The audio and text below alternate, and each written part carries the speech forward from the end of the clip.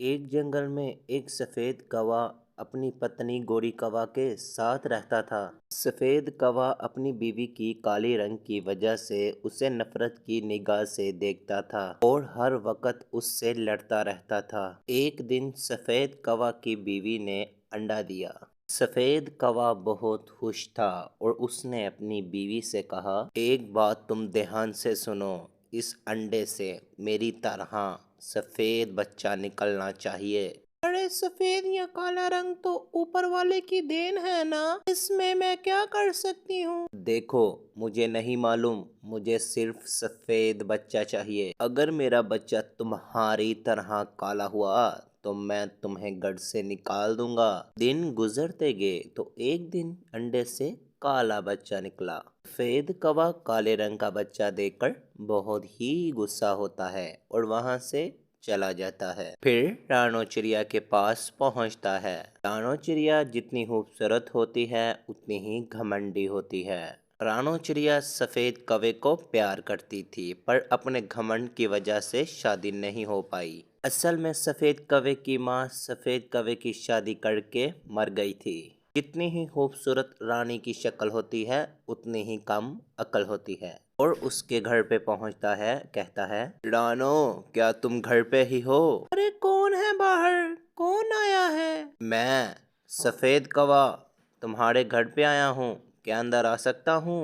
तुम क्या यहाँ पर करने आए हो, तुमने तो अपनी शादी कर ली, मुझे चैन से भी जीने दो ना, मुझे क्यों छेड़ने आ जाते हो तुम। फिर सफेद कौवा रानी को कहता है, मैं तो तुमसे ही शादी करना चाहता था पर मेरी माँ ने मेरी जबरदस्ती काली कलोटी के साथ शादी कर दी। मैं उससे बहुत तंग आ गया हूँ, मैं तुमसे शादी करना चाहता हूँ, क्या तुम मुझसे शादी करना पसंद करोगी। कोई जबरदस्ती नहीं करूँगा, जैसा तुम कहोगी वैसा ही होगा। रानी कवि ये सुनकर रो पड़ी और कहती है, यही बात तुम शादी से पहले कहते तो आज मैं तुम्हारी बीवी होती। अगर तुम उसे हमेशा हमेशा के लिए निकाल दोगे तो मैं तुमसे शादी करने के लिए तैयार हूँ। मैं आज तक तुम्हारी वजह से शादी नहीं कर पाई। ठीक है रानो, जैसे तुम कहोगी वैसा ही होगा। मैं उसकी शक्ल भी देखना पसंद नहीं करता। और सफेद कौवा रानी कवि के साथ शादी कर लेता है।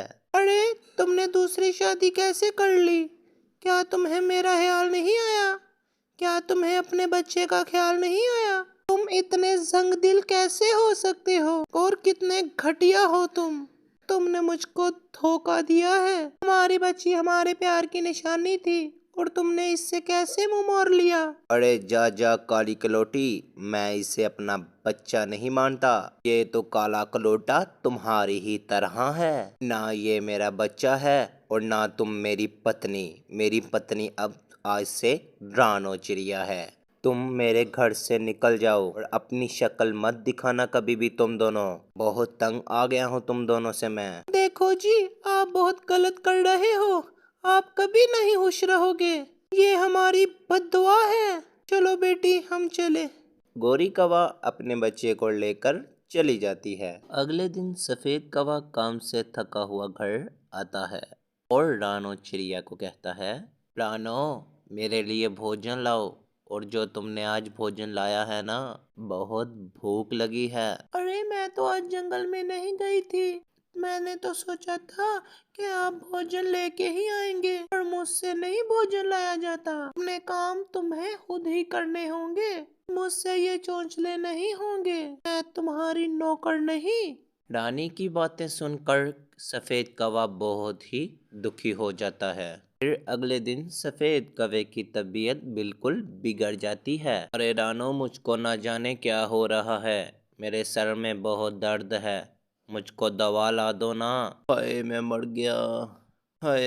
अरे मैंने तुमसे इसलिए शादी नहीं की कि मैं नौकर बन के रहूं तुम्हारी, मेरे पास ये फजूल चीजों के लिए बिल्कुल टाइम नहीं, और मैं घर छोड़ के जा रही हूँ, खबरदार अगर तुम मेरे पीछे आए तो। रानी कवि गुस्से की बहुत खतरनाक थी, ये कहकर रानी चिड़िया घर छोड़कर चली जाती है। अब सफेद कौवा घर में बिल्कुल अकेला था, बेचारा बहुत परेशान था। हाय क्या करूं मैं, कहाँ जाऊं, हाय। फिर सफेद कौवे को अपनी गोरी कवि और अपनी बेटी की बहुत ही याद आने लगती है। अरे मेरी पहली पत्नी बहुत ही अच्छी थी, मेरा बहुत ही ख्याल रखती थी। ना जाने अब वो कहाँ है। काश मैंने उसे ना छोड़ा होता। कबूतर पास से गुजर रहा था और देखते ही गोरी कवि के पास चले जाता है और उसे सारी बात बता देता है। गोरी बहन, तुम्हारे पति की तबीयत बिल्कुल ठीक नहीं। वो बहुत परेशान है और अकेला तड़प रहा है वो। चलो चलो, मैं तुम्हें लेने आया हूँ। मेरे साथ जल्दी जल्दी चलो। हाय अल्लाह, क्या हुआ मेरे पति को? चलो चलो, टाइम जाया किए बगैर चलो चलो।